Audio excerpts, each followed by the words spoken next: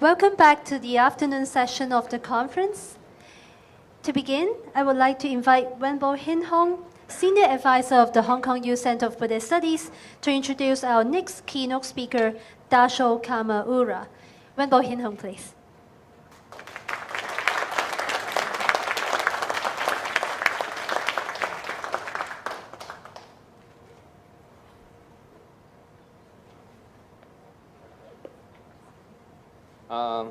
Hello.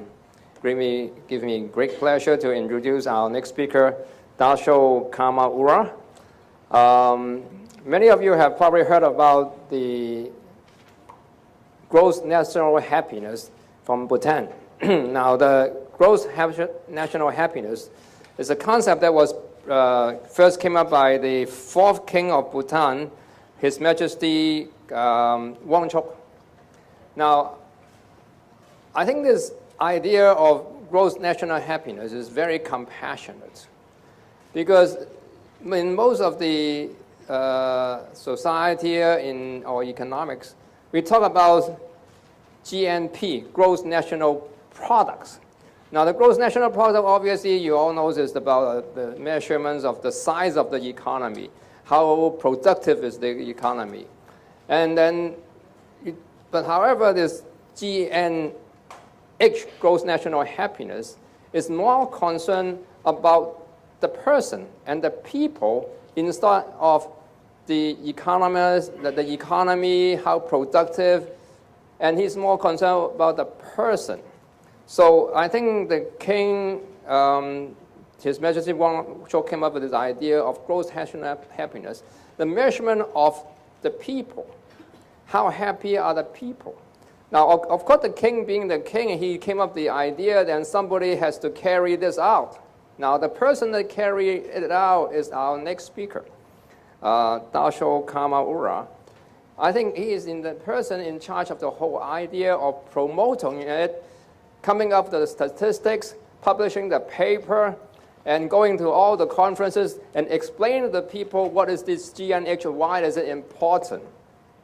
And so if you go to the world all over the place that have anything to do with economics or social welfare, then you see Dasho Karma Ura. So he is the one person in charge of explaining to us what's gross national happiness, and explaining his topic of today is explain to us in this limited resource environment of our world, what kind of mental attitude, what kind of values we should employ in distributing our resources. So I will stop talking and now invite our Dasho Karma Ura to come and give us a talk on this talk. Thank you very much.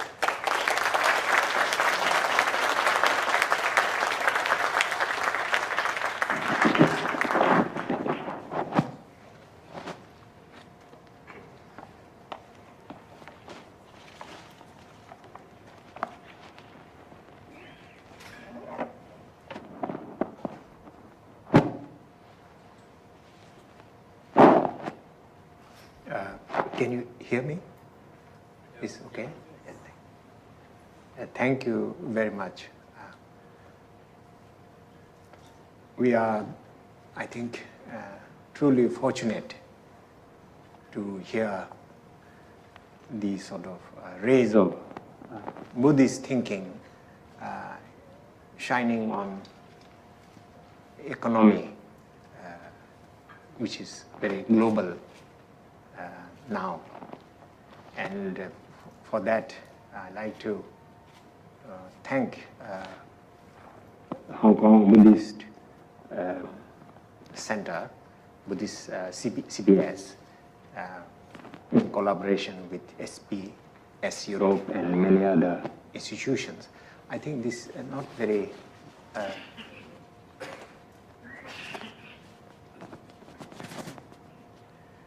and in the morning, we heard extensive and very deep commentaries on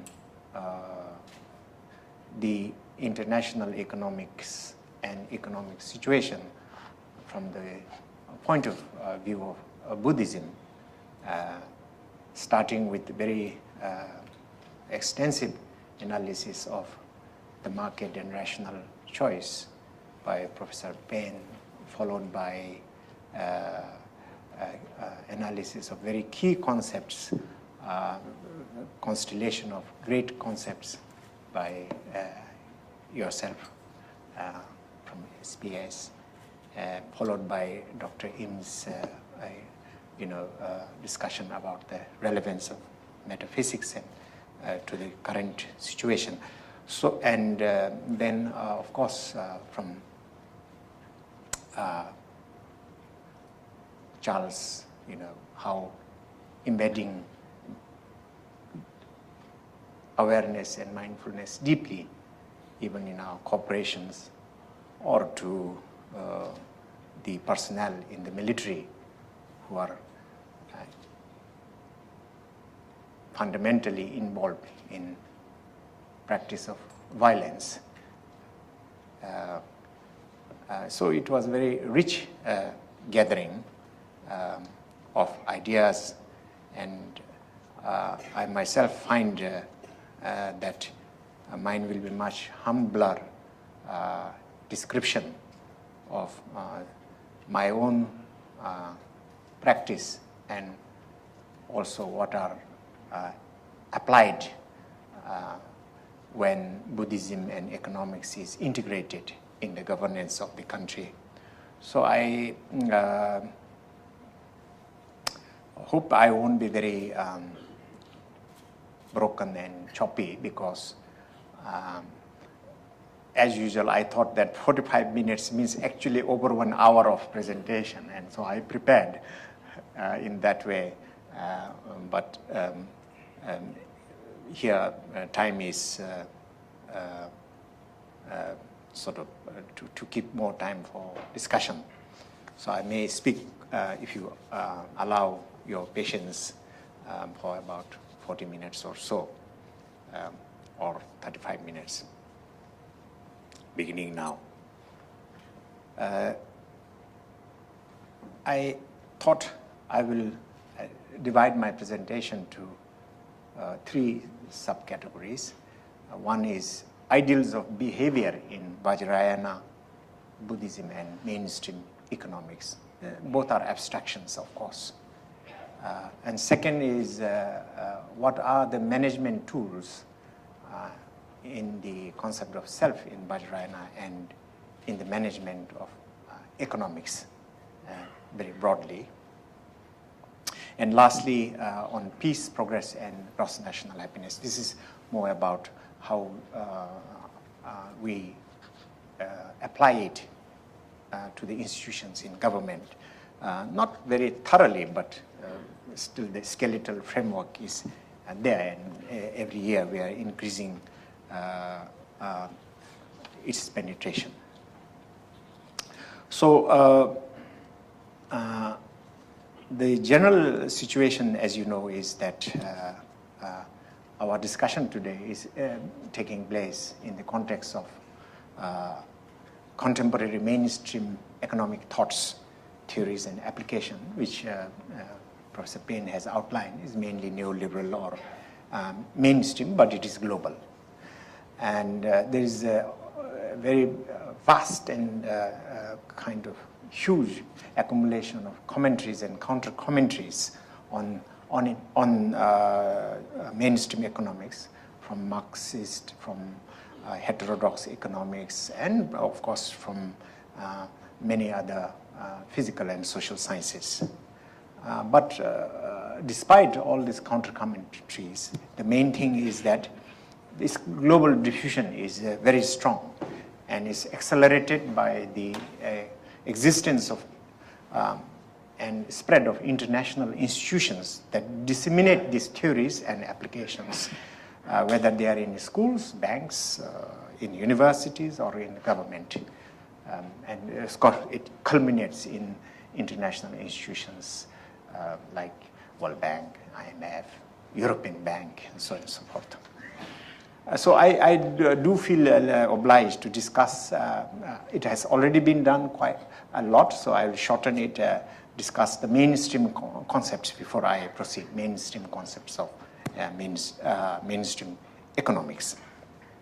As we all know that the rigor is quite intense in mainstream economics, and the Arrow-Debrew general equilibrium model is probably, the exemplar or the foundation of economic theory, as kind of formalizes the invisible hand,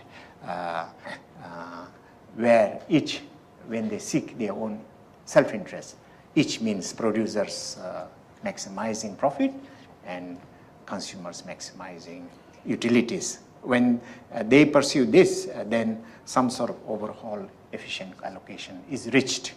And this rather mystical and rather elegant theory pervades the discipline, and we cannot easily escape that because there is no such structure elsewhere, I'd like to say. So in this model, general equilibrium model, supply and demand, is equal for every commodity, because there is perfect competition, because there is demand independence, and the price adjustments take place until all the goods gets cleared, and demand is no excess demand is there. No externality is there by assumption in this. And all agents are price takers. All agents know perfectly, omnisciently, the quality of goods, and the firms and the households interact. There's not much role in this theory, at least, for financial intermediaries. As you might be aware, this is very strange because a lot of difficulties to the international economy was brought about by the behavior of the financial system in 2007 and 8. Technology is supposed to work on the basis of constant returns to scale.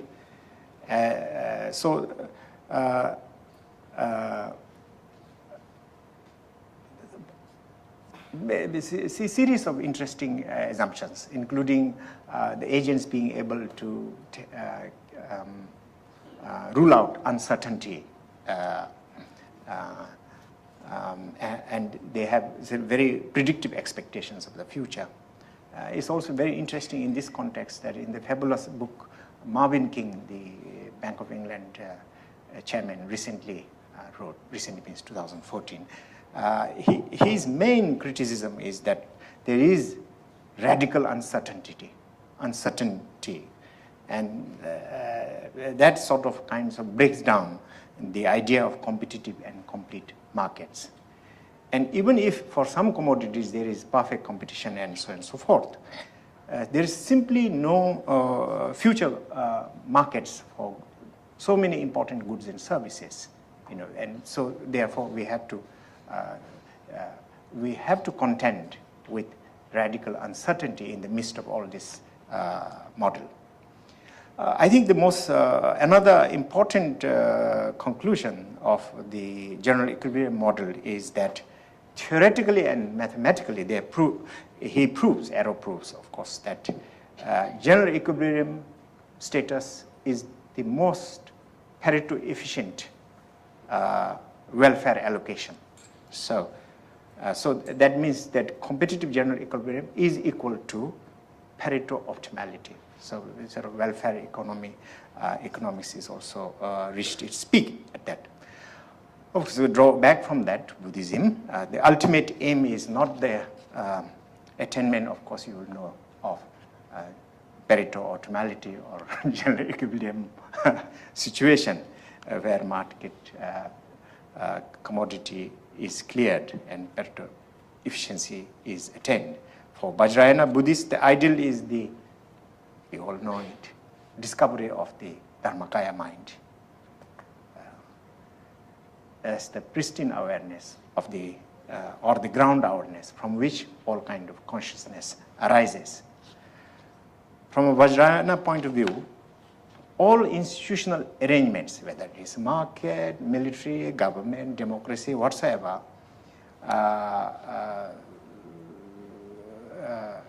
should increase, in theory, the maximum number of people's access to the Dharmakaya or the non-dual mind.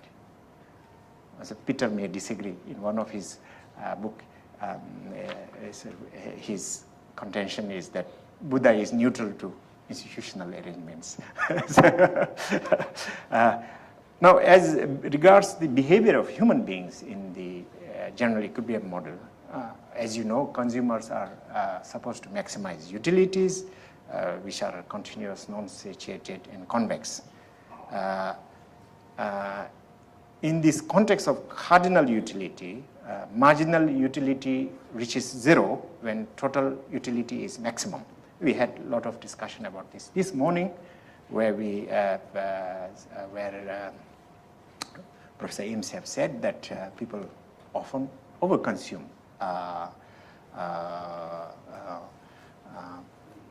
So that is sort of actually going beyond the marginal utility equals to zero position. Buddhist citizen is not only imperfect.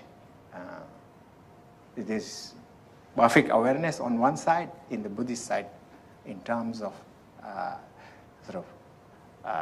approach to general life is supposed to be, fully immersed in ignorance, not only about quality of goods and so on and so forth, but very seductive to marketing, because the basic position is that we are saturated with greed, aggression, sexuality, unless, of course, our psychology is burnt, purified by the charms of 6 paramitras or by many other practices.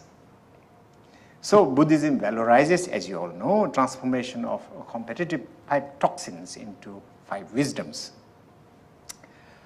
It's quite a psychological religion in this sense, because its concern is mainly with the experience of human beings, and the attempt to show an approach or path to desirable mental processes, such as attention, will, feeling, perceptions, intention, desire, and of course, indeed, of questioning what is consciousness and what is real in a world which is increasingly become hyper-real.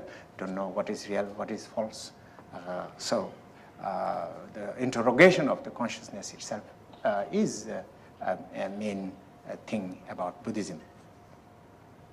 Of course, Buddhists, as we all know, qualify ourselves as internalist because of that, because we explore the mind-body relationship at the first-person level. Now, I think this is quite important in an era of psychological and social deprivations. It has much to offer. Globally, perhaps there is a variety of new psychological instabilities, such as phobias, fears, anxieties, meaninglessness, grasping, disconnectedness, confusion. That's a sort of kind of stalking the thoughts of the people. But no government has any idea of the extent of this sort of thing, because the governments and medical departments only count the number of clinically depressed people. In Vajrayana Buddhist, as I just mentioned, in theory we are supposed to be fully aware of marginal utilities, it seems to me, because we should not proceed beyond the point where it is zero. It should not towards negative quantities of utilities. If we do, then we are no better than the lost consumer the morning had fully illuminated, Now, in the happiness studies, especially the subjective well-being approach that is current in the West, quite different from GNH, that's also showing something about this, people going beyond marginal utility zero, going really towards a negative one. is shown in the famous Easterlin paradox, income increasing but subjective well-being not increasing. I think this is likely to happen partly because income is, cardinal and open-ended number, but subjective well-being is 0 to 10, so it's capped, so that's one reason. But also, some people have already estimated the numerical value for non-linear relationship between income and subjective well-being, giving a quantitative sense how subjective well-being declines as income goes on and on. Now, there are many proposed explanations. One is adaptation, as you say, that adaptation in some sense means nothing. It means only that you continue to consume goods and service until you're totally bored. Second is that the expectation keeps on rising compared to your, consumption level. So in another word is your expectation outstripping your desires.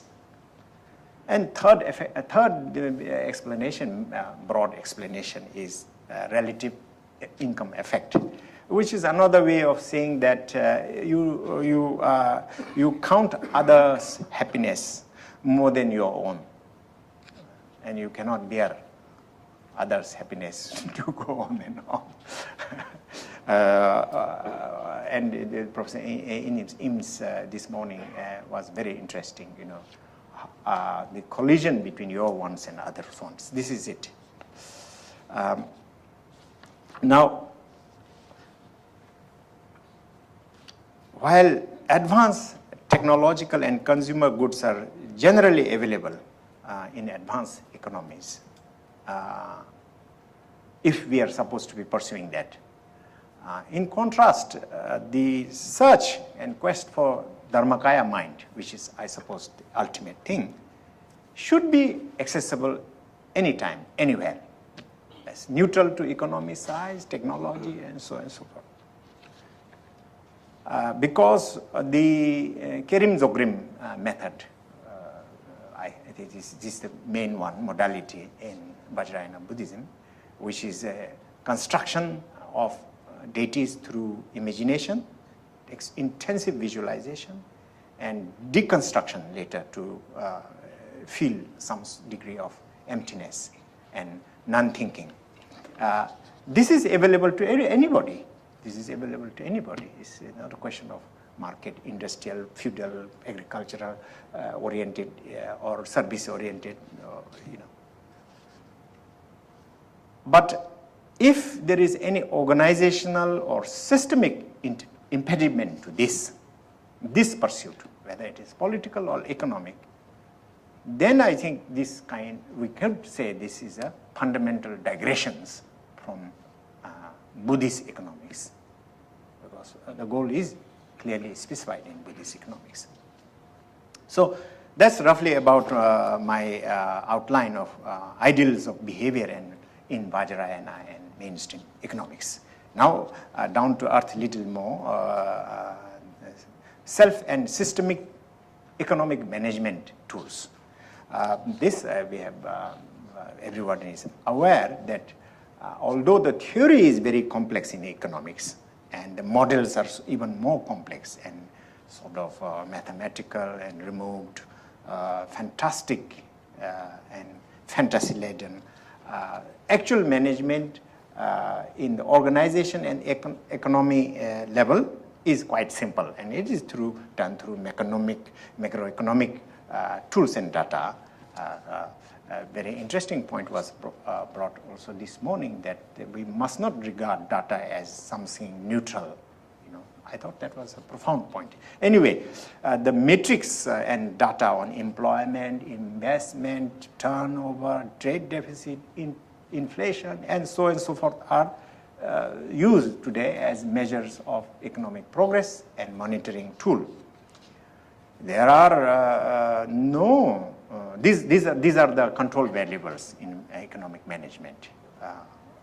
they are embedded, these variables, as part of economic management tool, GDP management. If you look hypothetically at the Buddhist economy, there are no corresponding tools, really. That's a big challenge for us who are seeking to develop Buddhist economics or Buddhist economy. Because unless we can devise such things and hand over to corporations, to government, to banking, banks, etc., we shall remain in the periphery all the time, in the university, of course. So because of that, I see major challenge. The concept methodologies that make up the discipline of mainstream economics cannot be challenged. It's important for me to point out that some years before we started GDP, this French president, Pitosi, established a committee on how to revise yardsticks for progress. Stiglitz and Pitosi Commission, and they questioned GDP and its related associated family of tools. They questioned on two counts. One is that it's not adequate as an indicator of economic performance, and secondly, that it's not adequate as an indicator of social progress. The reason they said that it is not adequate as an indicator of economic performance is that there are problems, methodological problems, in accounting of government expenditure, in assessing of quality of improvement of goods and services, which is quality is changing every year, in underpricing of environmental goods, we mentioned in omission of household activities, we also mentioned about that this morning. They underlined the unreliability of market prices used in GDP in assessing a sustainable economic growth, let alone social or environmental sustainability. But at the end, even if you amend this methodological problem, their conclusion was that it is GDP and its tools are irrelevant to societal well-being of current and future generations. So they suggested alternative measurement. Now, before I give a glimpse of GNH as a sort of humble designing of some alternative indicators, let me also give an overview of Vajrayana Buddhism as a way of describing the background to GNH itself, because it shaped the thinking of the Buddhist people and therefore GNH. In traditional society of Bhutan, as you know, with the Sangha at the top, just like in Thailand, all took refuge in the three jewels, as you know. But the degree of internalization of the basic threefold learning of wisdom, meditation, and ethics varied quite a great deal amongst the adherents. Sort of there was the intellectual class, the meditation class, and the farmers, a very diluted form, really. The numerous experiences of human beings are encapsulated in another threefold way. 333 is very useful approach in Buddhism and Himalayas as well. And we experience ourselves through only three gateways of body, of mind, and speech. And thus, the vision of Vajrayana was to combat suffering and strengthen human potential in relation to these three dimensions of experience. In terms of body, of course, preciousness of human body is considered as a cardinal value, because the idea is that you could be born as something, an animal. But more importantly, a human body is the foundation of all our experience. And it has to be potentialized through mind-body practices of such as Salung Tigle, And both liberation and transformation occur only through mind-body practices. And to the extent you can tap into the hidden powers of these mind-body experiences, one could, it seems from new research, also touch so-called autonomous nervous system, which we normally think is beyond our control, for beneficial purpose of health and experience, but also for transcendental purpose. Now, speech and sound is another door of experience, and sound of language, positive sound of infra-ultrasound, wild sounds, man-made sounds, music, chants, mantras. These have been noted in Vajrayana text to have tremendous bearing on thought, perception, and ultimately well-being. In this context, I should mention that our thinking is largely based on language. This is obvious, of course. Whether we vocalize or not, we are continually thinking in linguistic terms, even when we are silent. Now, in some visualization, attention is directed on visualized topographies of paintings mainly for a prolonged period of time, so that non-linguistic or language-free imageries are evoked. So no language plays any role, only color and form play a role at that time. And for that period of time, your mind is free from language and its symbols. Now, in terms of mind as a gateway of experience, the vision, as I already mentioned, is to explore Buddha nature or Dharmakaya, non-dual mindfulness. And this, of course, is very different from open awareness or non-judgmental awareness, where the effort is just to impressions are, where the effort is a state where the impression is registered on your mind, but the mind is not captured. That's all. But non-dual mind is slightly different. But of course, both non-dual mindfulness and normal open awareness help in building concentrative ability, spaciousness, loosen habitual patterns of thinking, and in short, build healthy person.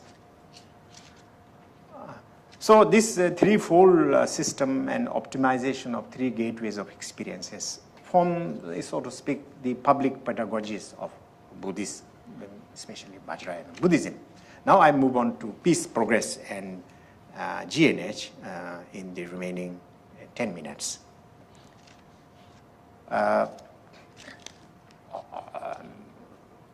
In terms of prosperity, if it is indicated by the fall in poverty, this tremendous change, improvement, income has risen 57 times since 1950s.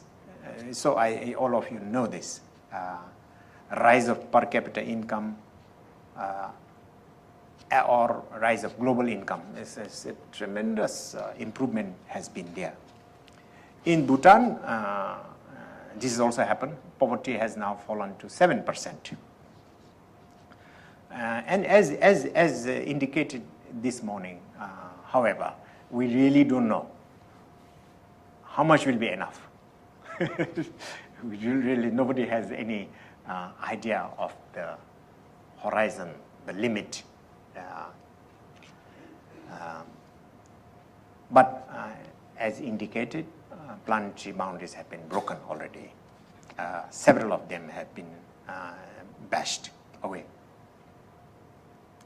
And we are imposing, as you know, arbitrary debts on future. We are imposing not only financial debt, but also ecological debt on arbitrarily. As regards to debt, annual GDP is lower than debt stock in many countries. So their external debt level is higher than their annual income, as you know. According to Ananta Sutta, one of the 4 blisses of an ordinary household is to be free from debt. To be free from debt. And actually, the brief commentary about the 4 blisses of a household as completely salient to the experience of hounding, anxiety, foreclosures that happened in 2007-8 financial thing. So I thought it was so well depicted, I thought. But the question of how much income will be enough is also a question of how far income can be equal, I think. I mean, these two are same, 2 sides of the same coin, it seems. Perhaps exploitation and inequality are, same phenomena. But in this respect, I think I like to invoke one of the 4 precepts. I think, this, not taking what is not given. I think no exploited worker freely gives away all of his or her fruits of labor. No customer gives away all the unjust prices imposed on the customer through monopoly, through marketing, through all sort of collusion. If he could oppose, he would not give that price. Taking what is not given as a lay precept is perhaps equivalent to lack of consent in a deeper way, I suppose. On a short-term retrospective, when we assess peace through such composite indexes, global peace index, global peace has also improved. Yet,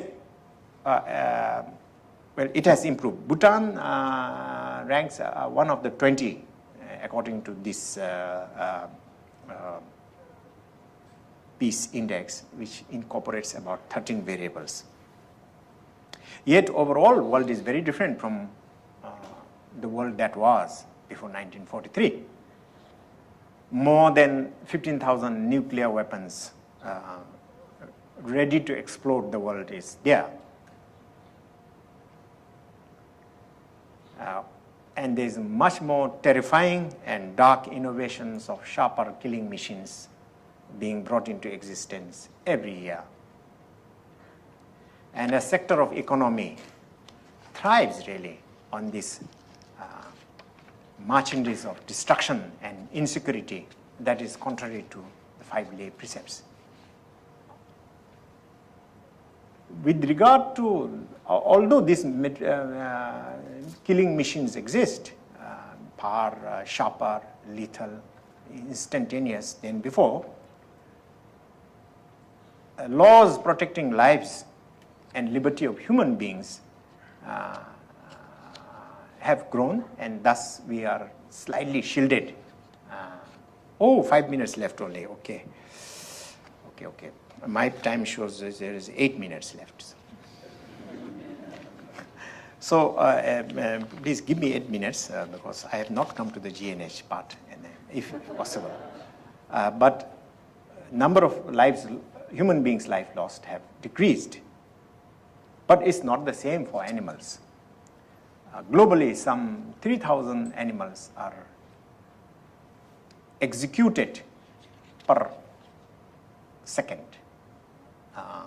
They are shot, hung, gassed, shredded in a manner of torment that none of us can actually imagine.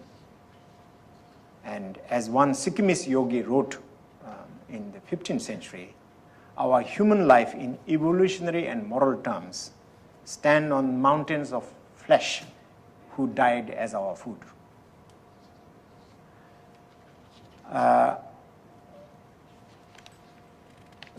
But whether it is the income or whether it is global peace index, these measures of prosperity and peace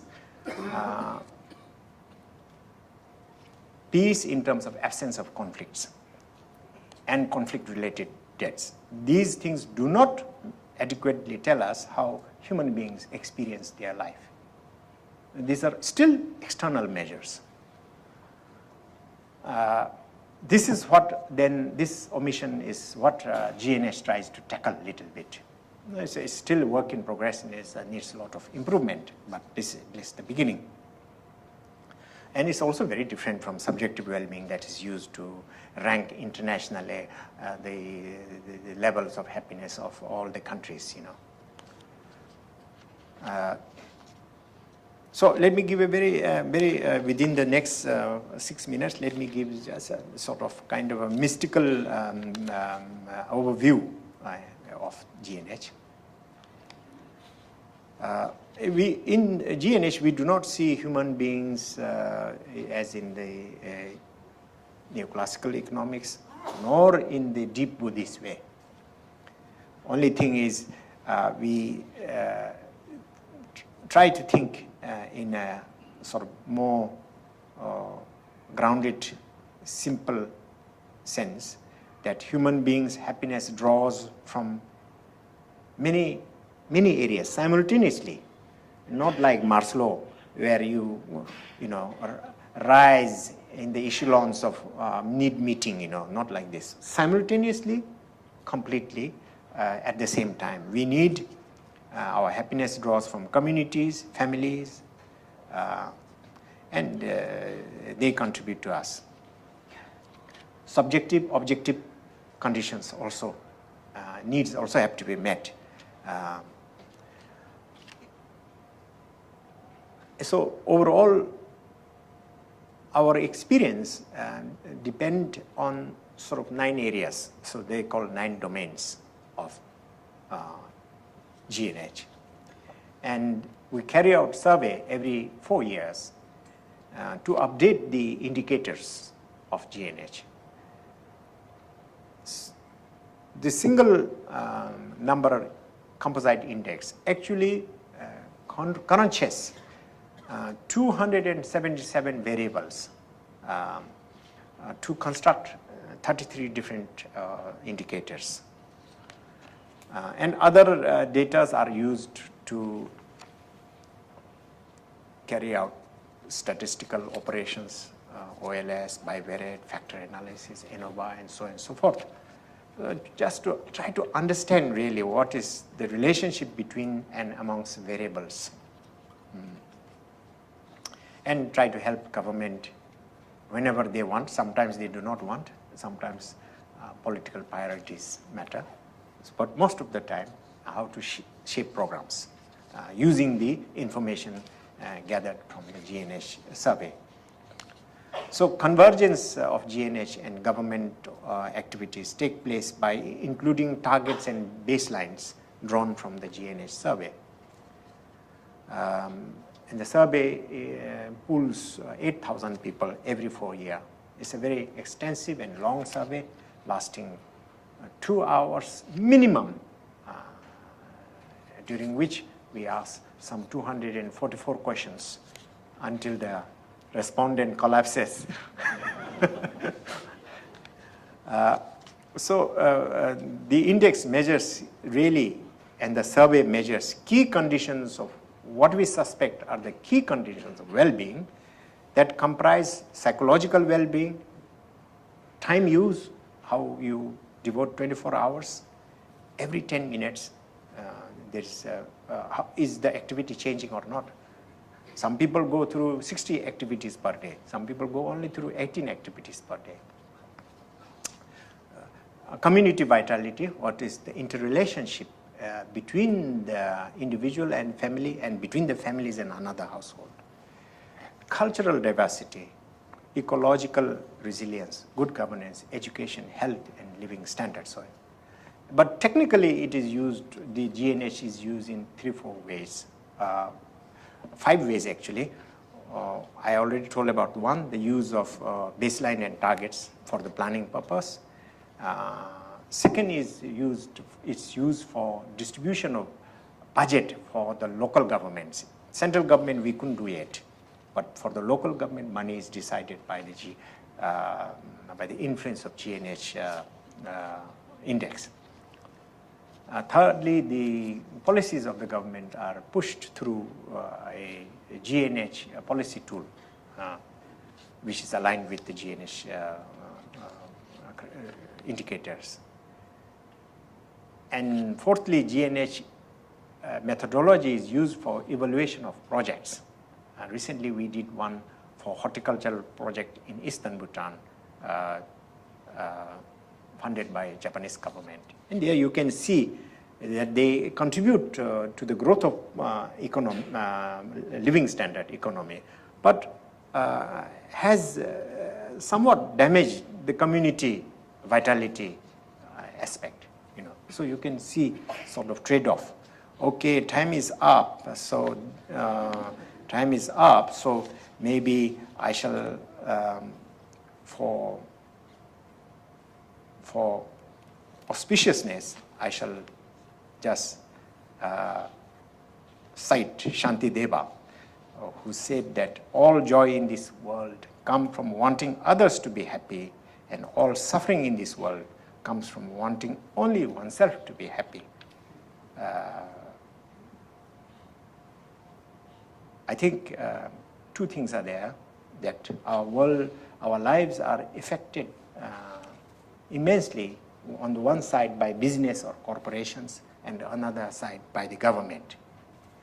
So in Bhutan, we are sort of approaching these two big structures. One, through GNH business certification, which is an annual sort of assessment for how business is working. Not feasibility study according to GNH, that doesn't exist yet. And the other one, how can we change the behavior of government towards well-being and happiness? So with that, we think that we are sort of in some tiny way following Shantideva. Thank you. Thank you very much for Dasho Karma Ura's very wonderful presentation and the final inspiring quote from Shantideva. And so I think we only have time for one question, if you have. Over there.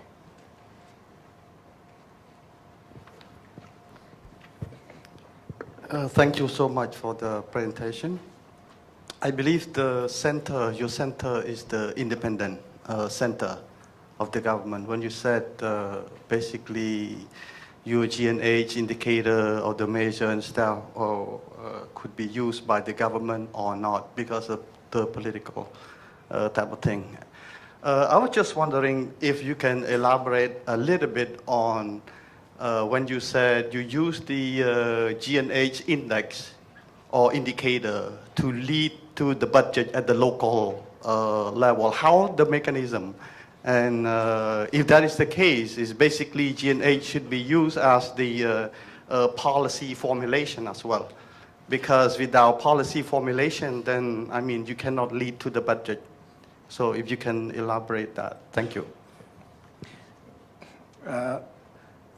Because of the constitution of the Kingdom of Bhutan, the local governments get unspecified amount that can be used at their discretion.